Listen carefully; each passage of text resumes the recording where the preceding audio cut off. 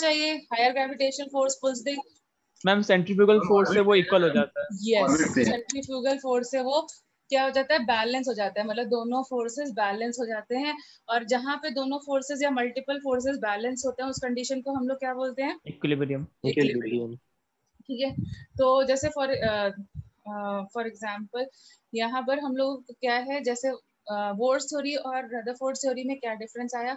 उसमें सिंपली इतना डिफरेंस आया, मतलब सब कुछ उसने सेम बोला कि जैसे हम लोगों ने वहाँ ऑलरेडी पढ़ा था कि electrons revolve around the nucleus, ठीक है, around the nucleus in specific orbits. ये चीज उसने रदरफोर्ड ने बोली थी ना, तो एज इट इज उसने भी इसी चीज को बोला कि electrons revolve around the nucleus in specific orbits. अब उसने हमको प्रॉपर ये बताया कि ऑर्बिट ना तुम्हारी मर्जी के हिसाब से around the nucleus in specific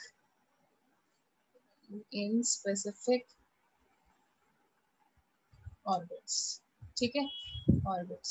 Now the next thing which we wanted to do is, अब ये जो orbits है वो ऐसे तुम्हारे हिसाब से randomly नहीं बनेंगे, कहीं पर भी मर्जी आ जाए वहाँ, मतलब पार्क नहीं है, कहाँ भी मर्जी आए वहाँ चलना स्टार्ट कर दिया। ये फिक्स जगह पे बनेंगे, और फिक्स जगह क्या होगी? जहाँ पर इक्विलिब्रियम कंडीशन आएगी। और इक्विलिब्रियम कंडीशन कब आएगी? कौन कौन से फोर्सेस बैलेंस होंगे बताओ अब तुम? एक इलेक्ट्रॉन और एक प्रोटॉन, या फिर एक न्यूक्लियस और एक इलेक्ट्रॉन के बीच में कौन कौन से फोर्सेस लग रहे होंगे? Electrostatic force. Electrostatic force, and it is moving around the nucleus. That means round के जो एक बॉडी होती है जो गोल गोल मूव करती है, उसके ऊपर कौन सा फोर्स लगता है? सेंट्रीफ्यूगल। हाँ, तो इक्विलिब्रियम कंडीशन आनी चाहिए, तभी जाकर के वहां पर ऑर्बिट बनेगा। अगर इलेक्ट्रोस्टैटिक फोर्स ज्यादा हो गया तो इलेक्ट्रॉन जो है न्यूक्लियस के अंदर गिर जाएगा and electron will be destroyed. अगर सेंट्रीफ्यूगल फोर्स ज्यादा हो गया तो क्या हो जाएगा? इलेक्ट्रॉन बिल्कुल इन्फिनिटी पे भाग जाएगा जहां उसकी मर्जी होगी। जैसे कि अगर तुम एक स्टोन ले लो और इसको एक स्ट्रिंग से बांधो और अपने अराउंड रोटेट करना स्टार्ट करो, तो अगर तुम्हारा सेंट्रीफ्यूगल फोर्स ज्यादा हुआ तो वो जो स्टोन है वो स्ट्रिंग को तोड़ते हुए भाग जाएगा, ठीक है। अगर तुम्हारा सेंट्रीफ्यूगल फोर्स कम हुआ तो क्या हो जाएगा? वो तुम्हारी तरफ गिर जाएगा। और अगर इक्वल होगा तभी जाकर के वो स्टोन एकदम राउंड राउंड राउंड रोटेट करेगा। तो इसी तरीके से उसने बोला इक्विलिब्रियम कंडीशन जहां मर्जी है वहां नहीं बनेगा। कब बनेगा? तभी बनेगा जब हमारा इक्विलिब्रियम कंडीशन आएगा। और इक्विलिब्रियम कंडीशन ऐसे केसेस में क्या होता है? उसने पूरी स्टडी करी, कैलकुलेशंस करी, और उसने बोला angular momentum of the electron, तो जब कोई एक बॉडी मूव करेगी राउंड राउंड तो उसकी वेलोसिटी होगी या एंगुलर वेलोसिटी होगी? Angular velocity. उसका एंगल चेंज हो रहा होगा, उसकी जो मैग्नीट्यूड है वो कांस्टेंट रहेगा but angle will change, that's why we call it as angular velocity. So it should be in the multiples of NH upon 2 pi, and that means n की जो वैल्यू है वो फिक्स्ड वैल्यू आनी चाहिए। It should B from 1 to, मतलब whole numbers आने चाहिए, मतलब फर्स्ट फ्लोर के बाद सेकंड फ्लोर ही जा सकते हो, 1.15 फ्लोर नहीं पॉसिबल है। जैसे हम लिफ्ट में जाते हैं ना अपन, तो क्या होता है? फर्स्ट फ्लोर के बाद अपन सेकंड फ्लोर पे जाते हैं ना, 1.5 फ्लोर तो नहीं होता ना, कोई होता है क्या? तो या तो फर्स्ट ऑर्बिट होगा या फिर सेकंड ऑर्बिट होगा। फ्रैक्शनल वैल्यूज जो हैं वो पॉसिबल नहीं है। Can you get it? Yes ma'am. ठीक है, तो ये हो जाता है। तो एंगुलर मोमेंटम जब हम लोग फिजिक्स में पढ़ते हैं, उसको जब हम कैलकुलेट करते हैं तो वो होता है mvr, and it should be in the multiple of nh upon 2 pi. Now who is the moving body? किसका एंगुलर मोमेंटम की बात कर रहे हो तुम? Electron. Stands for what? Mass of electron. Yes, mass of the electron in this formula. V stands for what? V stands for what? Velocity of whom? Who is moving? Electron. Velocity of the, again, जिस भी electron के बारे में तुम study कर रहे हो, ठीक है। And R stands for what? Radius. Of the whom? Of the orbit. ठीक है। And n should be a whole number. Fine. तो जो तुम्हारा इलेक्ट्रॉन है, देखो mass of the electron will be fix, velocity और रेडियस ऐसे मल्टीपल्स में होने चाहिए कि ये एक होल नंबर दे n की वैल्यू। तो जो जो वेलोसिटी और रेडियस है ये फिक्स्ड वैल्यूज हो सकते हैं ना, तभी हमारा n का नंबर होल नंबर आएगा। Yes ma'am. तो इसलिए फिक्स्ड वैल्यूज होती है, मतलब मर्जी है तुम्हारी ऐसा कहीं पे भी ऑर्बिट बना लो, ऐसा नहीं होता है। ऑर्बिट वही बनता है जहां पर ये इक्विलिब्रियम की कंडीशन आती है, और जिसको मैथमेटिकल कैलकुलेशन के साथ उसने हमें ऐसे कैलकुलेट करके दिया, और इसी कैलकुलेशन की वजह से ही उसे नोबेल प्राइज मिला। जो रदरफोर्ड नहीं कर पाया ना, इसी कैलकुलेशन की वजह से उसको एक नोबेल प्राइज मिला। Okay, now the third point. अब देखो जैसे मरकरी है, उसका रेडियस छोटा होता है, नेपट्यून है उसका रेडियस बड़ा होगा। तो जैसे अगर मैं तुम्हें बोलूं 100 मीटर की रेस में जाना है, और कोई बोले मतलब मैराथन रन करना है, किस बंदे को ज्यादा खाना खिलाना पड़ेगा? मैराथन। मैराथन। मैराथन वाले को ना। Yes yes ma'am. ठीक है, did you follow that? Yes ma'am. Marathon वाले को ज्यादा खाना खिलाना पड़ेगा। Now what does this mean? उसको ज्यादा एनर्जी चाहिए। उसको ज्यादा एनर्जी चाहिए। तो हर एक ऑर्बिट को एक डेफिनेट अमाउंट ऑफ एनर्जी की, हर एक इलेक्ट्रॉन जो एक स्पेसिफिक ऑर्बिट में होता है, ओके यस ओके, उसके लिए एक डेफिनेट अमाउंट ऑफ एनर्जी चाहिए। ओके, तो इसलिए हम लोग ऑर्बिट्स को क्या बोल सकते हैं? We can also called, energy fixed level. Orbit होंगे, orbits energy are level. Also called as energy level. Can you understand why they are also called as? तुम बहुत सारी बुक्स में देखोगे they will be referred as energy shells और energy levels. Can you get it why? Yes ma'am. Yes ma'am. Energy shells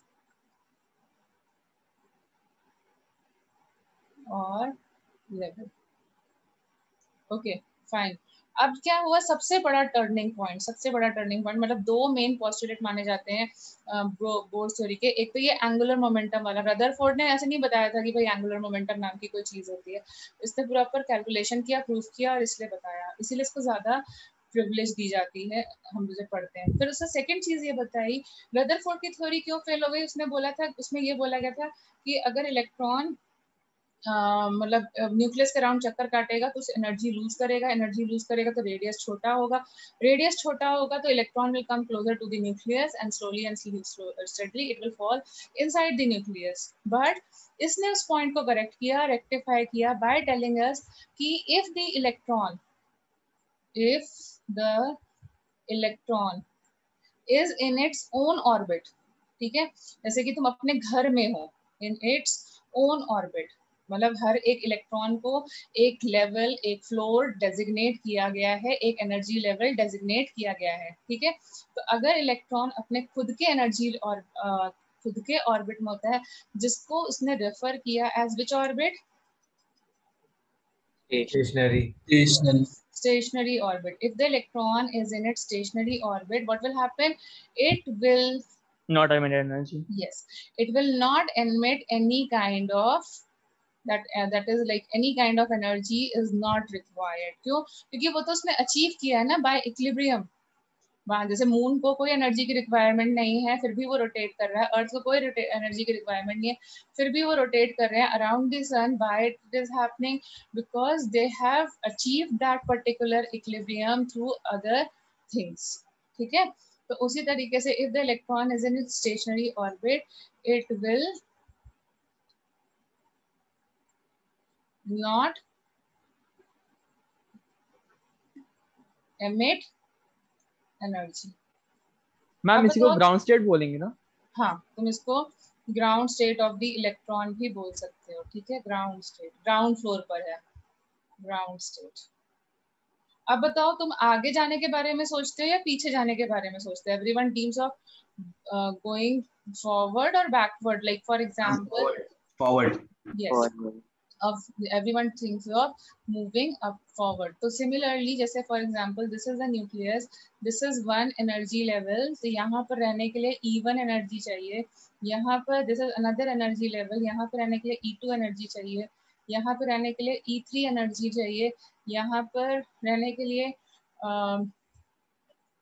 यहाँ पर रहने के लिए सपोजिंग E4 एनर्जी चाहिए। What is the relationship between E1, E2 and E3? Who is greater and who is lesser? E4 is greatest. Yes, E1 will be lesser than E2 is lesser than E4. Can you understand ma'am. this thing? Yes, Can ma'am. you understand this thing? Yes, ma'am. तो ऐसा जरूरी नहीं है कि electron अगर यहाँ रहना चाहता है तो यहीं रहेगा, वो अपने हायर एनर्जी लेवल्स पे जंप कर सकता है, लेकिन यहाँ सेकेंड एनर्जी पे जाने के लिए तुमको E2 एनर्जी की जरूरत है जो E1 से ज्यादा है। वो तुम किसी भी सोर्स से गेन कर सकते हो, जैसे कि सनलाइट हो गया या फिर हीटिंग हो गया, कैसे भी कर करके यहाँ से गेन कर सकते हो। तो अगर कभी कोई इलेक्ट्रॉन के पास लाइट पे से पड़ रही होती है थ्रू एनीथिंग, अगर उसने इतनी एनर्जी गेन कर ली कि वो E2 में जंप कर सकता है, मतलब E2 के बराबर एनर्जी गेन कर ली, तो what will happen, it can jump to the higher energy levels. So you need to jump to the higher energy levels. You will not come back to, मतलब सेकंड का 1 में नहीं आना चाहेगा, कभी भी नहीं आएगा, बट 1 का 2 में जा सकता है। Can you get it? Yes, ma'am. Yes. Yes, ma'am. Higher जा सकते हो, लोअर में नहीं आओगे। Okay, can you follow? Yes. Yes, ma'am. ठीक है। If electron gains energy, it can be through any source, okay, energy, it will jump to the higher energy levels, it will jump to the higher energy level। लेकिन ये जो higher energy levels हैं, क्या ये तुम्हारे stationery orbit है, क्या ये तुम्हें डेजिग्नेटेड थे? No, ma'am. नहीं, तुम दूसरे के घर चले गए, तुम होटल चले गए हो, तो होटल में रहने के लिए किराया देना पड़ता है, रेंट देना पड़ता है, यस और Yes, नो? ma'am. तो इनको Yes, हम ma'am. बोलते हैं एक्साइटेड एनर्जी लेवल, मतलब हम बड़े खुशी खुशी होटल में रहने चले गए। So these are called as excited energy level. So if you happen to gain energy, you have a choice to jump to the higher energy level. मतलब बहुत पैसे आ गए, ये हो गया कि हम तो 5 स्टार में जाकर के रहेंगे। Now because you are in your excited energy level, do you think can you afford to do like this? It will not emit energy. वहां रहने के लिए तुम क्या फ्री में रह सकते हो? जब घर में रहते हो तो क्या होता है, पेरेंट्स अफोर्ड करते हैं, लेकिन बाहर जाते हो तो ट्रिप पे जाते हो, जैसे ही घर से बाहर निकलते हो पैसे खर्च होना स्टार्ट हो जाते हैं या नहीं? Yes, ma'am. तो सेम वे में यहाँ पर भी क्या होने वाला है, वही चीज होने वाली है कि when the electron is in it's excited energy level, when electron is in its excited energy levels, in its excited, मतलब जो उसका स्टेशनरी ऑर्बिट नहीं है, उसका घर नहीं है, वहां जाओगे तो क्या हो जाएगा, excited energy level, it emits energy, because तुमने इक्विलिब्रियम, यहाँ पे इक्विलिब्रियम डिस्टर्ब कर दिया है, तो यहाँ रहने के लिए हाथ पैर मारने पड़ेंगे। इट एमिट्स एनर्जी, ठीक है। अब जो एनर्जी है वो किस फॉर्म में एमिट होती है, मतलब वो बहुत सारे फॉर्म्स में एमिट हो सकती है, बट क्या हो जाता है कभी कभी वो कैसे एमिट होती है, जैसे फॉर एग्जांपल तुम E4 लेवल पर हो और तुम्हारा E1 is the ground state and these are your E, अगर E1 ग्राउंड स्टेट है तो E2, E3, E4 क्या होंगे? Excited state. Excited state. These all are excited state. तो supposing you are at some of the excited state, और जो उसका just पड़ोसी होता है, जैसे E1 का पड़ोसी कौन हो गया, E2, उसको हम क्या बोलते हैं, फर्स्ट एक्साइटेड स्टेट। E2 का पड़ोसी मतलब E1 का एक छोड़ के दूसरा पड़ोसी, हम उसको क्या बोलेंगे, first neighbour, second neighbour. Can you understand? Yes, ma'am. या Yes, फिर ma'am. ऐसे समझ लो, फर्स्ट ग्राउंड फ्लोर होता है, फिर फर्स्ट फ्लोर होता है, फिर सेकंड फ्लोर होता है, ऐसे समझ सकते हो? Yes, ma'am. ठीक है। तो क्या हुआ, E4 में सरवाइव करने के लिए ज्यादा एनर्जी की जरूरत पड़ेगी कि नहीं? मैम, हाँ, सपोज मैम कोई E2 में है मैम, तो उसका ग्राउंड स्टेट हो गया। कहाँ E2 में है, क्या बोल रहे हो, फिर से बोलो। मैम सपोज मैम कोई इलेक्ट्रॉन अपने E2 स्टेट में है, फर्स्ट हाँ। एक्साइटेड में, हाँ, वो मैम ग्राउंड स्टेट में दोबारा आएगा? हाँ, ये मैम यही पूछ। ठीक है, तो देखो अब यहाँ पर स्पेंड करने के लिए अपने को पैसे की जरूरत पड़ेगी। तो पैसे की, जब तुम्हारे पैसे खर्च होना स्टार्ट हो जाएंगे तो तुम क्या करोगे? तुमको ये फीलिंग आएगा ना, अरे इससे तो बढ़िया घर में ही रह लेते। आएगा कि नहीं आएगा? तो बड़े Yes, गुस्से में निकल गए और बाद में रियलाइज हुआ कि अरे ये तो गड़बड़ हो गई, मेरे तो पैसे स्पेंड हो रहे हैं, मैं तो कंगाल हो जाऊंगा। तुम क्या कोशिश करोगे? फिर से अपने पैसे कंजर्व करने के लिए वापस से बोलोगे ना कि चलो वापस चलते हैं, घर चलते हैं, yes, ma'am. है ना? तो वही चीज यहाँ पर भी हुई कि जब उसको लगा अरे मेरे तो बहुत पैसे खर्च हो रहे हैं, मेरे तो जो मैंने एनर्जी गेन करी थी from various sources, it started being spending because I am in the excited energy levels, it starts coming losing its energy and tries to come back to the original energy level. अब क्या होता है, बहुत गुस्से में थे, 5 star में रुकने गए तो वहां लगा अरे बहुत पैसे खर्चा हो रहे हैं भाई, चलो 4 स्टार में रह करके सरवाइव कर लेते हैं। फिर किसी को अक्ल ज्यादा आ गई, वो कहेगा नहीं नहीं पैसे थोड़े ज्यादा रखने हैं, तो वो कहेगा हम चलो 2 स्टार में रह करके थोड़े दिन गुजार लेते हैं। या फिर किसी को बहुत ही जल्दी अकल आ गई तो वो कहेगा नहीं नहीं गलती हो गई, चलो अपन डायरेक्टली घर चलते हैं। तो ये ऐसे बहुत सारे फेजेस हो सकते हैं कि नहीं? कोई धीरे धीरे स्टेप वाइज आएगा, कोई डायरेक्टली जंप कर जाएगा, ऐसे हो सकते हैं बहुत सारे फेजेस। Yes.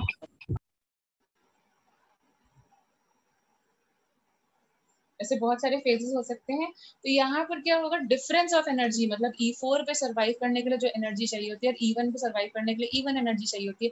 तो difference of energy that is E4 minus E1, जो डिफरेंस ऑफ एनर्जी होगी it will come out in the form of photon. Okay, and photon की एनर्जी अपन कैसे निकालते हैं? By the formula hc upon lambda. ठीक है, तो हम इसकी वेवलेंथ निकाल सकते हैं या इसकी फ्रीक्वेंसी जो एमिटेड फोटोन होगा, जब electron jumps from the higher energy level to the lower energy level, there is a photon which is energy is emitted. When it jumps from lower to higher, what will be there? Energy will Absorbed be or absorbed. emitted? Absorbed. Absorbed। और emit जब higher से, जब loose करेगा तब हम emit बोलते हैं, जब गेन करेगा तो अब्सॉर्ब बोलते हैं। तो एनर्जी विल बी अब्सॉर्ब। अब अगर सपोजिंग ये लैम्डा हमारे विजिबल रीजन में लाई कर देता है तो हमें कलर्स दिखते हैं, जैसे हमें कुछ चीजें डार्क में ग्लो करती हुई दिखती है, रेड ऑरेंज ब्लू कलर में।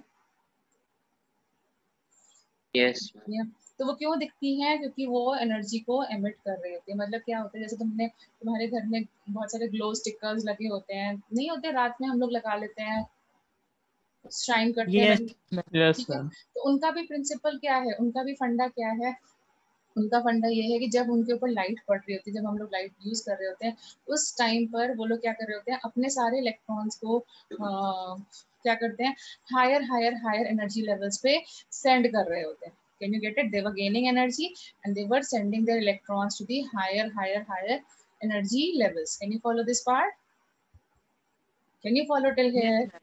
ठीक है, Yes. but when the light stops falling on them, or या फिर the source of energy through which the electron was getting to the higher energy level, it is finished. What happens now? While rotating in the higher energy level, they will have to lose energy or not? They will have to lose energy or not? Yes ma'am.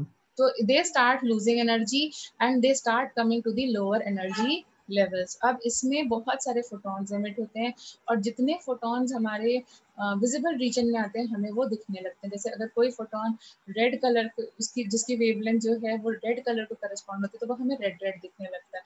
But इसका मतलब ये नहीं होता कि वो हमेशा glow करते रहते। कभी देखा क्या वो हमेशा ग्लो करते रहते चाहे लाइट पड़े या ना पड़े? मैम थोड़े टाइम के बाद वो ग्लो करना बंद कर हाँ, क्यों बंद कर देते हैं? क्योंकि जब सारे इलेक्ट्रॉन्स अपने घर में लौट आते हैं, जो उनका ओरिजिनल एनर्जी लेवल होता है वहां पे लौट कर आ जाते हैं, तो क्या होता है, उनसे एमिशन स्टॉप हो जाता है। कब तक एमिशन होता है? जब तक इलेक्ट्रॉन्स एक्साइटेड एनर्जी लेवल्स पर रहते हैं। Can you follow till here? Can you Yes, follow ma'am. Till here? Okay, कब तक होगा? जब तक तुम एक्साइटेड एनर्जी लेवल पे रहोगे तब तक इलेक्ट्रॉन्स तुमको वो करते रहेंगे। Okay, just a moment.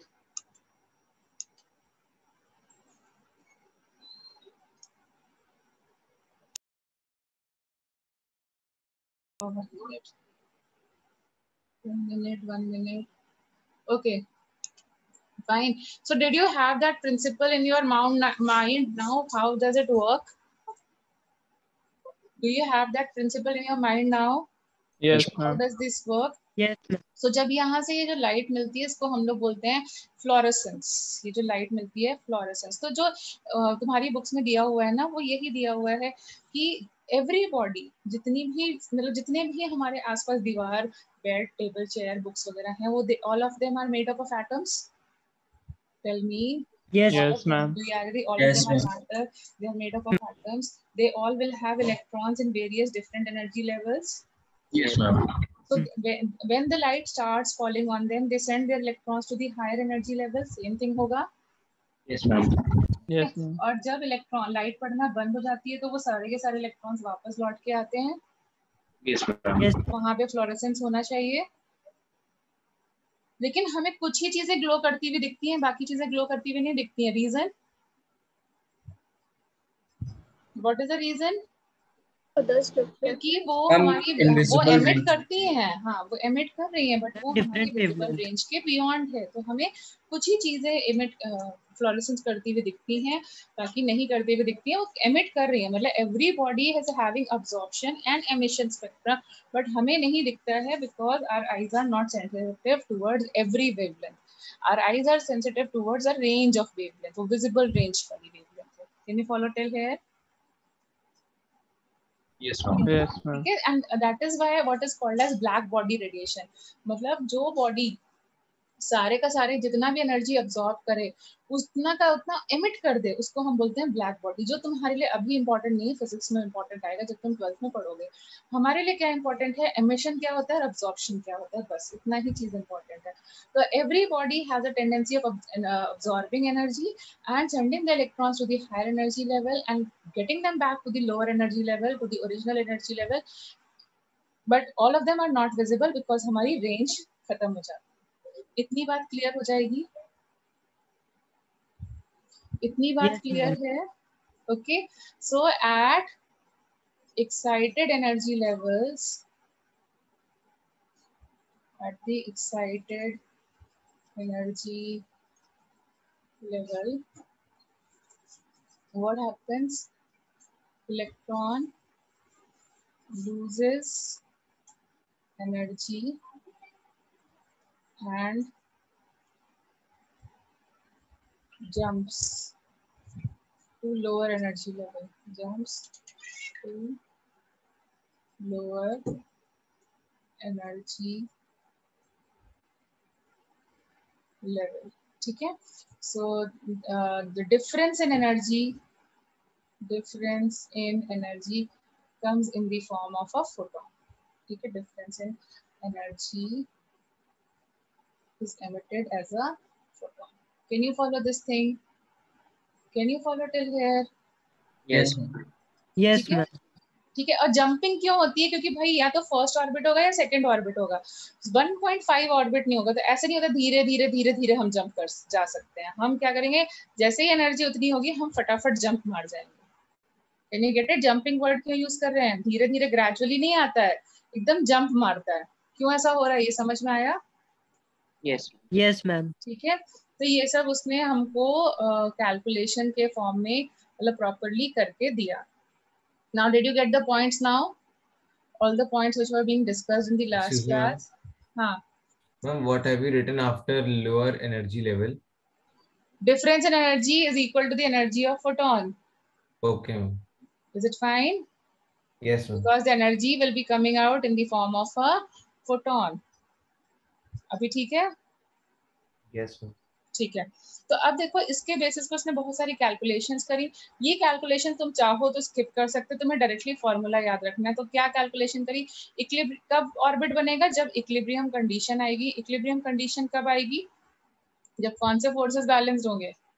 Electrostatic and centrifugal. Yes. तो सेंट्रीफ्यूगल फोर्स का फॉर्मूला क्या होता है? सेंट्रीफ्यूगल फोर्स का फॉर्मूला होता है, फिजिक्स में पढ़ोगे, mv²/r. और इलेक्ट्रोस्टैटिक फोर्स का फॉर्मूला क्या होता है? इलेक्ट्रोस्टैटिक फोर्स का फॉर्मूला होता है सम कांस्टेंट के अपॉन जो पहली बॉडी है उसका चार्ज इनटू सेकंड बॉडी का चार्ज अपॉन रेडियस का स्क्वायर. तो पहली बॉडी क्या हो गई? Nucleus. Yes, ma'am. Yes, ma'am. What is electrostatic force is acting between what two bodies? Nucleus and So electron. what is the charge of the nucleus? What is the charge on the nucleus? Total charge of protons. Yes, it is equal to E, can I write, plus E into Z, where Z stands for atomic number. Yes, ma'am. Won't it be equal Yes, to the ma'am. number of protons into charge of every proton? Yes, बोलो ma'am. होगा कि नहीं? The number of protons is equal to atomic number into charge of proton. Can we write like this? Yes, ma'am. And what will be the charge on the electron if E is the charge of the proton? Minus. Minus E. So can I write like this over here? Minus K Z E dot E. Yes, बोलो, ma'am. ठीक है. यहाँ से क्या होगा? M R and R cancel हो जाएगा. यहाँ पे बचेगा MB square R is equal to minus KZE square. देखो बचेगा, देखो Yes, बचेगा. और हमने ऑलरेडी पढ़ा था बोर्ड थ्योरी में MVR is equal to NH upon 2 pi. देखो पढ़ा था. Yes, ma'am. Yes, तो ma'am. ये हमारी दोनों इक्वेशंस हो गई. अगर हम इन दोनों इक्वेशंस, दो एक साइमल्टेनियस इक्वेशंस है, दोनों को सॉल्व करें, मतलब अगर मैं इन दोनों को डिवाइड कर दूं, जैसे मैं इक्वेशन, ये कैलकुलेशन अगर तुम्हें नहीं समझ रहा तो मत ही करना, क्योंकि कैलकुलेशन तुम्हारे काम का नहीं है, इसका सिर्फ एंड रिजल्ट काम का है. तो एंड रिजल्ट, बट कुछ बच्चे होते हैं ना क्यूरियोसिटी की वजह से पूछने लगते हैं, इसलिए मैंने बता दिया कि वो जो एंड रिजल्ट्स हैं वो कहाँ से आ रहे हैं, from where are they getting originated. That's why I am discussing them. Otherwise derivation syllabus का part में नहीं काउंट होता है. ठीक है, तो अगर हम लोग क्या करें, 1 and 2 को डिवाइड कर दें, ठीक है, equation number 1 and equation number 2 को डिवाइड कर दें, इक्वेशन नंबर 1 and 2 को डिवाइड कर Please दें, open the तो क्या हो last जाएगा? page. V is equal to what will be left behind? Check करो. Okay. माइनस के जेड, हाँ बोलो, कुछ बोलना चाह रहे हो? No, ma'am. माइनस के Z e square. Okay, and what else? Upon NH upon 2 pi बचेगा. Yes, ma'am. ठीक है, सो अपॉन, कहाँ गया, divided by NH upon 2 pi. ठीक है, अब इसमें से बताओ कांस्टेंट क्या है? K is a constant. Yes, ma'am. Charge of electron or the proton is a constant. बोलो. Yes, ma'am. 2 pi is also a constant. Yes, ma'am. Yes, Yes, H ma'am. is also a constant.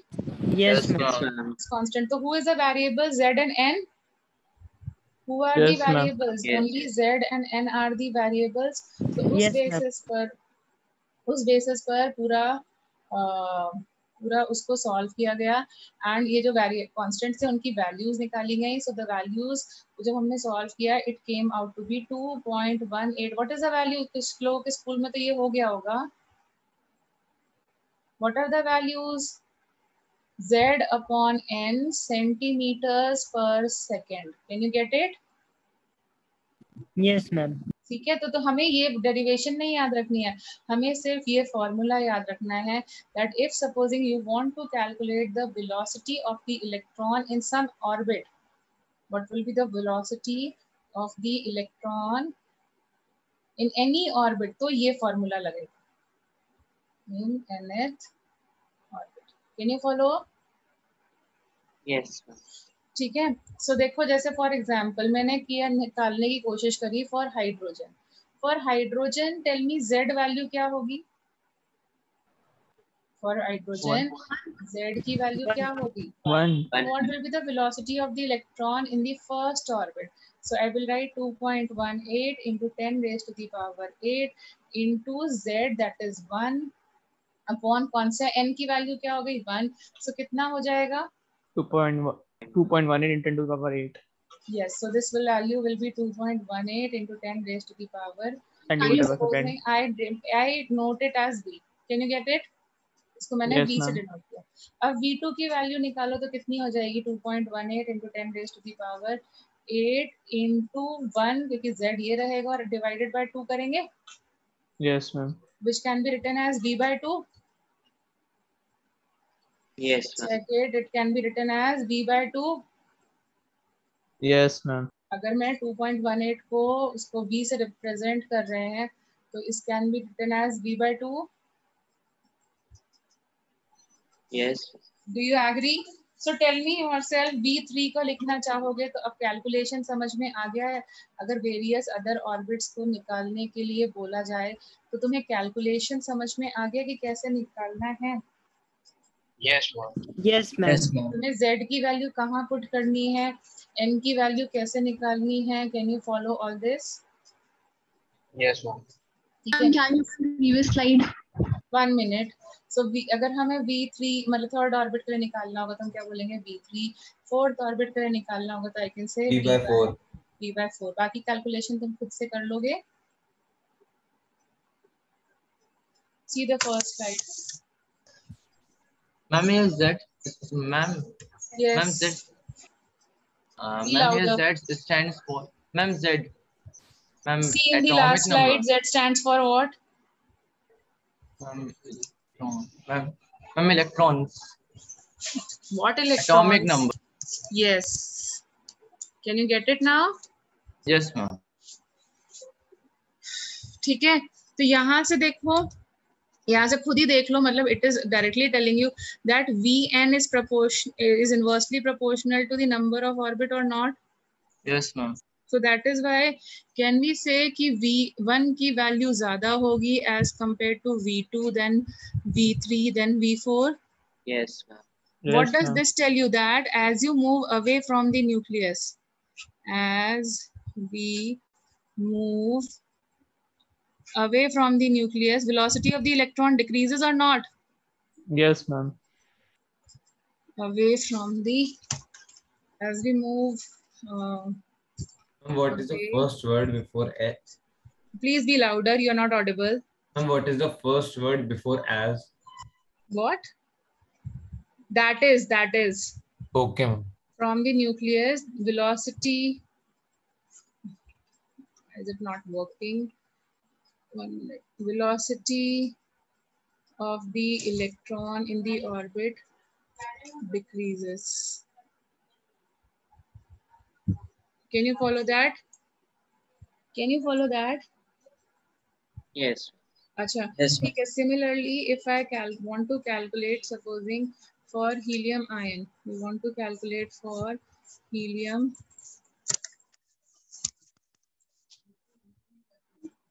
For helium ion, तो helium ion के लिए Z की value कितनी होगी? 2. 2. ठीक है. तो अभी निकालो velocity in every orbit of helium ion. Do it yourself now. ठीक है. वर्किंग यही रहेगी. ये रहा फॉर्मूला. ट्राई करो first, second, third, fourth orbit को लिखो. ऑल ऑर्बिट्स के लिए लिखो जरा.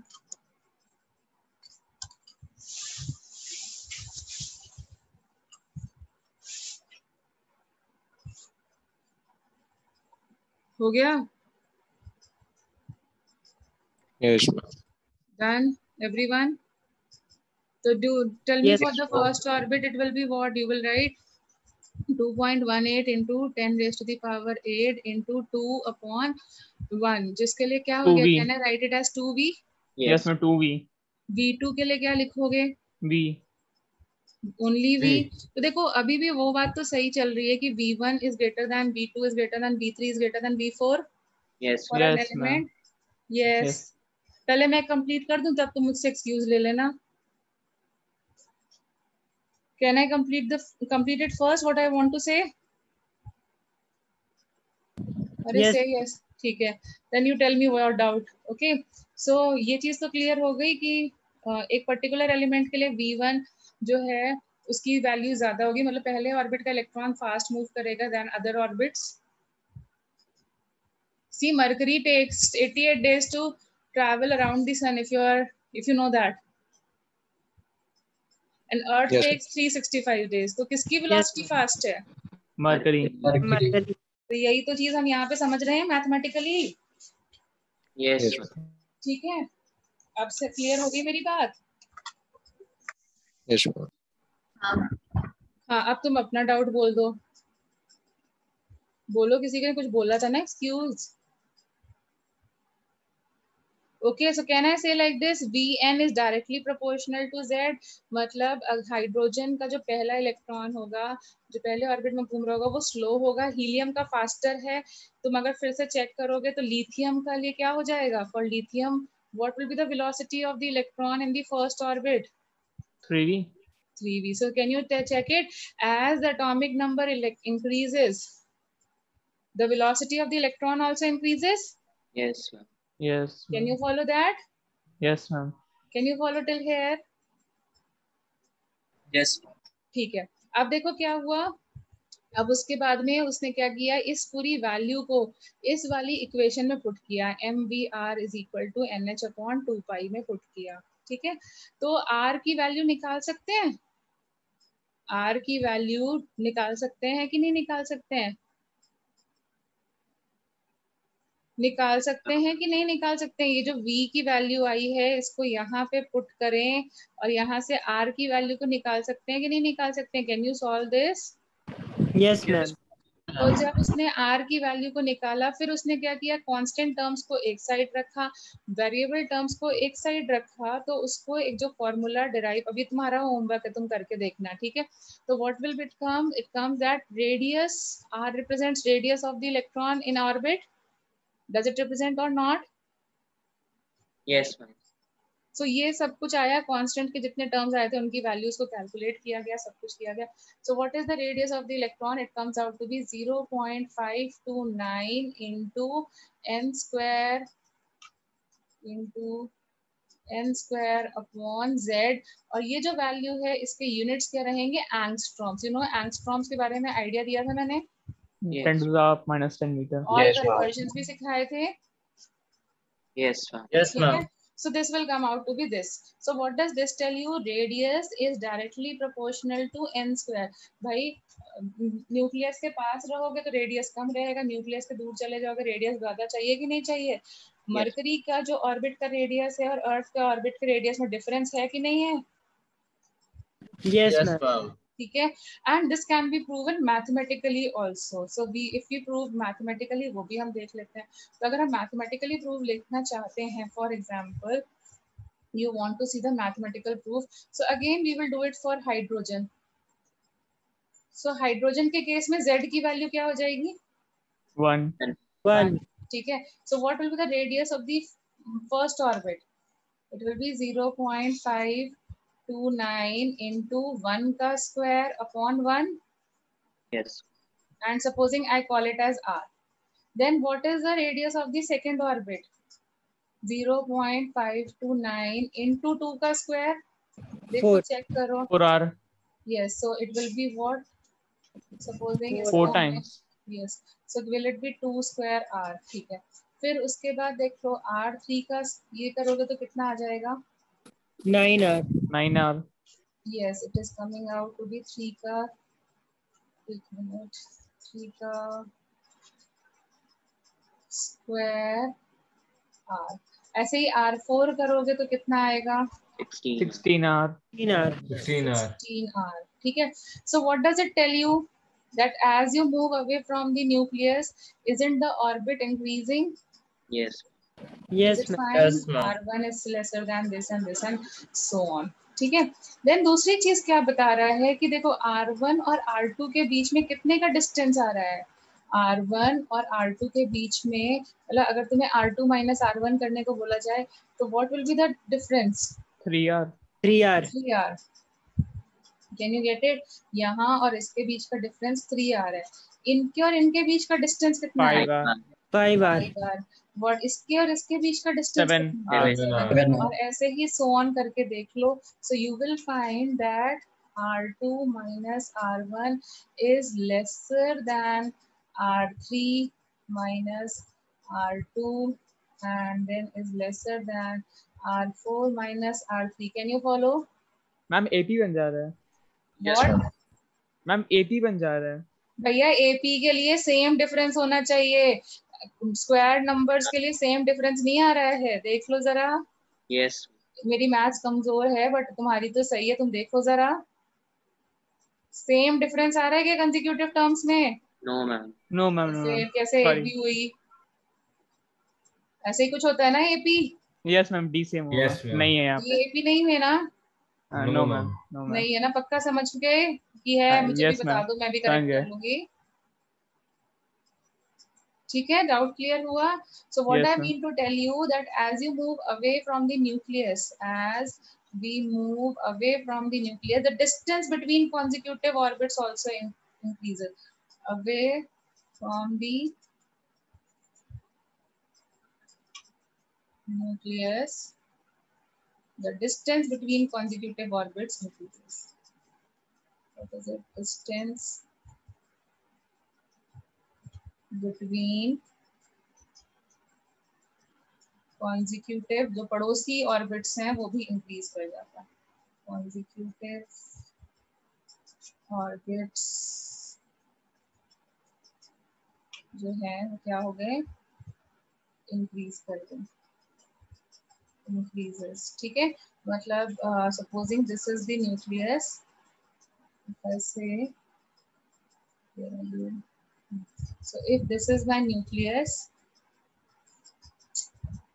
if this is the nucleus and this is R1, ठीक है, तो ये R1 और R2 तो क्लोजर होंगे, लेकिन R3 में थोड़ा सा डिस्टेंस बढ़ जाएगा.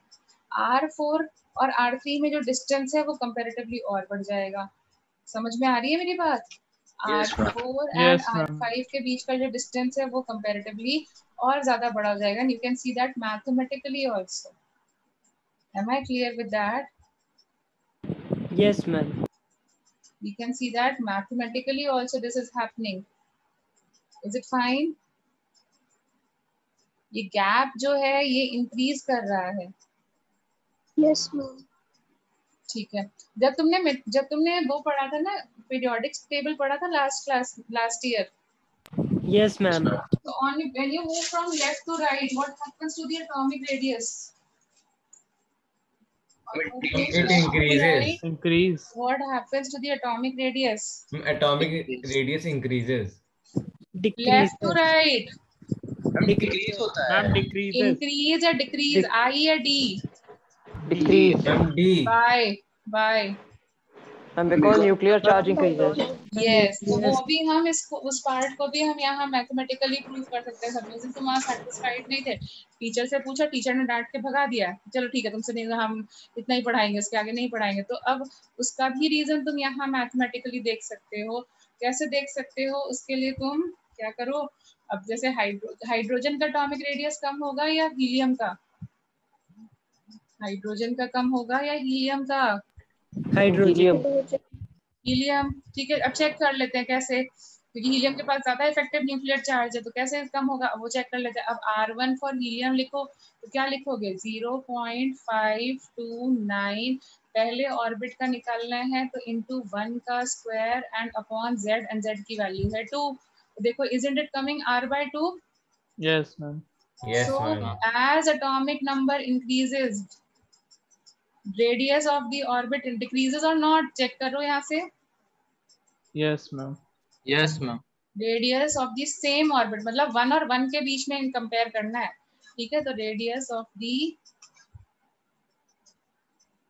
Orbit decreases. Can you get it? जो तुमने पढ़ाई था कि radius of any substance is proportional to the effective nuclear charge, and effective nuclear charge is governed by the atomic number.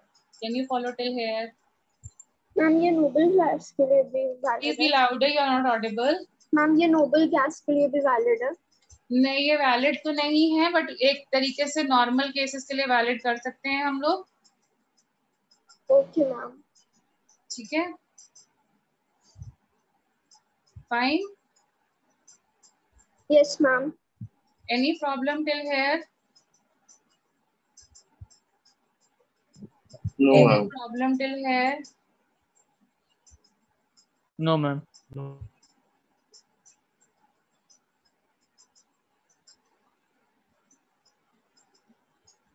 दो फॉर्मूलाज याद रखेंगे हम लोग, एक रेडियस का और एक वेलोसिटी का. Yes, ma'am. तो याद रखना है दो फॉर्मूलाज अपने को, एक रेडियस का और एक वेलोसिटी का. अब देखो इसके जो क्वेश्चंस आते हैं वो किस टाइप से आते हैं, मतलब बहुत ही इजी फॉर्मूला बेस्ड क्वेश्चंस आते हैं, बिल्कुल फॉर्मूला बेस्ड ही आते हैं. Like for example I ask you calculate the हाँ चलो करते हैं ये question. So the question is something like, चलो लिखो सब लोग and do it and try it out also. So calculate the radius ratio of, calculate, where are you,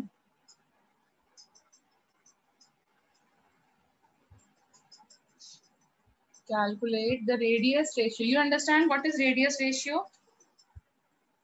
दो ऑर्बिट्स का रेडियस होगा और उनका रेशियो देना है. रेशियो मतलब डिवाइड करना है. Is it fine? Yes, ma'am. ठीक है, तो ऐसे ऐसे टर्म्स आ सकते हैं. मतलब अगर ये पूछा जाता है थर्ड रेडियस निकालना है, सेकंड रेडियस निकालना है, वो तो तुम शेयर निकाल ही लोगे, लेकिन अभी मैंने थोड़ा सा नए नए टर्म्स के साथ फेमिलियर कराने के लिए ऐसे कर दिया. सो यहाँ पर बोला गया है calculate the radius ratio of fifth and third orbit of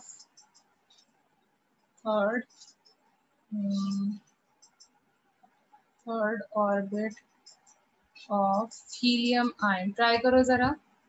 Around 25:9. 25/9. Rn is equal to 0.529 into n square upon z. तो who are the variables? n number of orbit and z. तो अगर हम r5 लिखेंगे तो r5 के लिए क्या लिखेंगे? 0.529 into क्या लिखोगे? 5 का स्क्वायर अपॉन z की वैल्यू क्या है? 2. और सिमिलरली r3 के लिए लिखोगे तो क्या हो जाएगा? 0.529 इंटू n की वैल्यू क्या होगी? 3 का स्क्वायर और z की वैल्यू क्या होगी? 2. अब डिवाइड करो. Tell me what will be the radius ratio? 25/9. 25:9. तो देख रहे हैं क्वेश्चंस कितने इजी आएंगे. Yes, ma'am. Can you check it on your own किस टाइप के क्वेश्चंस आएंगे? Yes, ma'am. Yes. Yes, ma'am. 25 divided by 9. ठीक है, समझ में आया कैसा क्वेश्चन आएगा? Yes. Yes, ma'am. ओके चलो तुम अब ये वाला क्वेश्चन खुद से ट्राई करो. ठीक है, अभी मैं नहीं बता रही हूँ, you will try it on your own. ठीक है, so write the next question. Calculate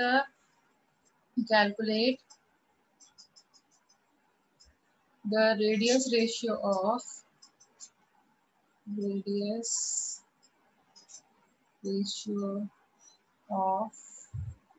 third orbit of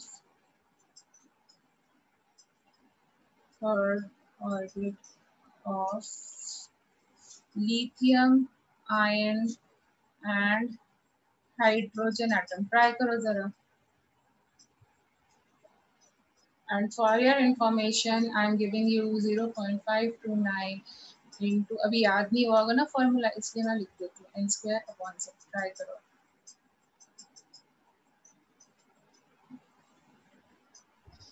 Ma'am, 1:3. Ma'am, चलो 1:3. चेक करते हैं. 1:2. तो अगर जब हम लोग R3 फॉर हाइड्रोजन निकालेंगे तो how will we do? It will be 0.529. n की वैल्यू हो गई, मतलब हम ऐसे लिख सकते हैं, हम पूरी तरीके से ना भी सॉल्व करें, हम सिंपल उसको ये देख सकते हैं. देखो यहाँ n कांस्टेंट रहेगा. Who is the variable among in the question? दो ही वेरिएबल होते हैं, या तो n या फिर z. यहाँ n कांस्टेंट हो गया क्योंकि नंबर ऑफ ऑर्बिट कांस्टेंट रखा गया, दोनों केसेस के लिए 3 ही रखा गया. Who is the variable? Z. Atomic Z. number. And what is the variable? Relationship between radius and variable. What is the Inversely relationship? proportional. Yes, it is like this. अगर हम इसको ऐसे रखेंगे तो केस मतलब जो कांस्टेंट है 0.529 n square तो कैंसिल हो जाएगा. Won't it be like 3/1? Won't it be like 1:3? Yes, ma'am. ठीक है, Yes, तो तुम चाहो तो चाहो क्या, तुम अपना टाइम सेव करो, देखो क्या चीज कांस्टेंट है उसको हटा दो, जो चीज वेरिएबल है उसको लेके सॉल्व करो, तो हमारा क्वेश्चन कंपैरेटिवली जल्दी सॉल्व होगा. Yes. ठीक है, instead of writing like that, now see, isn't it solved earlier? Yes, ma'am. Yes, ma'am. तो तुम्हें समझ में आ रहा है? चैप्टर बहुत इजी है बिल्कुल। देखो मोल कॉन्सेप्ट से तो बहुत ही इजी लग रहा होगा। What do you think? Yes, ma'am. Yes, ma'am. है ना? इससे तो कंसेप्ट से तो इजी लग रहा होगा क्योंकि डायरेक्ट फार्मूला बेस्ड क्वेश्चंस हैं, डायरेक्ट फार्मूला बेस्ड है। बट तुमको कहाँ परेशान कर सकते हैं? यूनिट्स में परेशान कर सकते हैं, क्योंकि उन्हें तो कहीं ना कहीं तुमसे एरर करवानी है, तो यूनिट्स में परेशान कर सकते हैं, कॉन्सेप्ट से थोड़ा थोड़ा परेशान कर सकते हैं, बट अदरवाइज तो देखो इजी है। What is your feedback on that? Ma'am, easy. Yes, ma'am. Easy है. डायरेक्ट फार्मूला, अगर हमें फार्मूला याद होगा तो हम क्वेश्चन कर पाएंगे। Yes, ma'am. Yes, ma'am. चलो लिखो फिर एक question. The ratio of radius of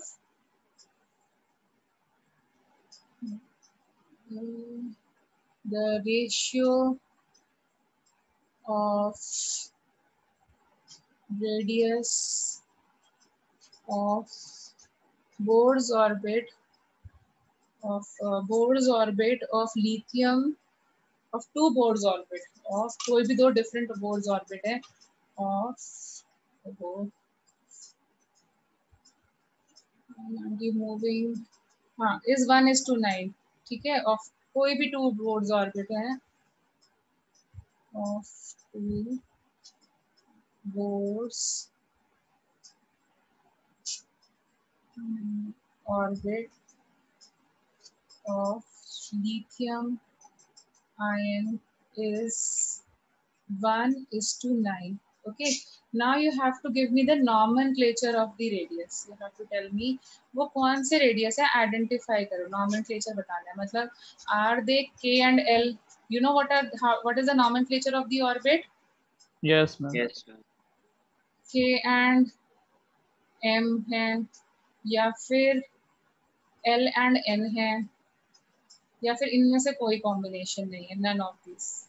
B. None of these. options. Ma'am, B option. Ma'am, K and B N. option. How did you do it?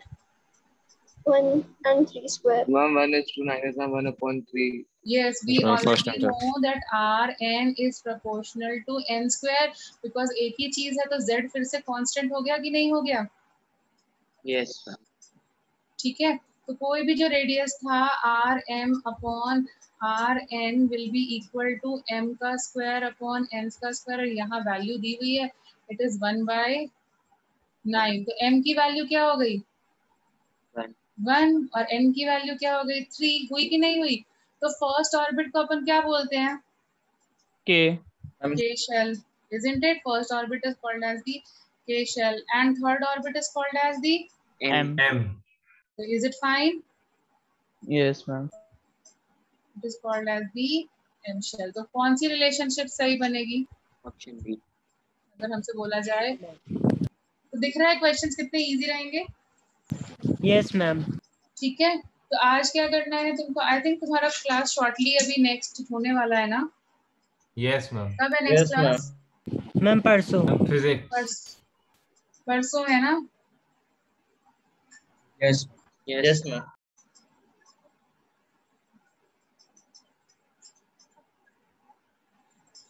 ठीक है, तो ठीक है, फिर हम लोग इसको कंटिन्यू करते हैं परसों के लिए। बट बाय द टाइम तुम्हें हमारे लिए होमवर्क क्या है? होमवर्क ये है कि जो भी बोर्ड्स थ्योरी में हाइड्रोजन स्पेक्ट्रम कर करके भी एक टॉपिक होगा ना, yes, अपनी जो भी बुक तुम रेफर कर रहे होगे उसमें एक हाइड्रोजन स्पेक्ट्रम करके भी एक टॉपिक होगा। तो अपने को क्या करना है, वहां तक अच्छे से स्टडी मारना है। रीडिंग कर सकते हो ना वहां तक? ठीक है, वहां तक अपने को रीडिंग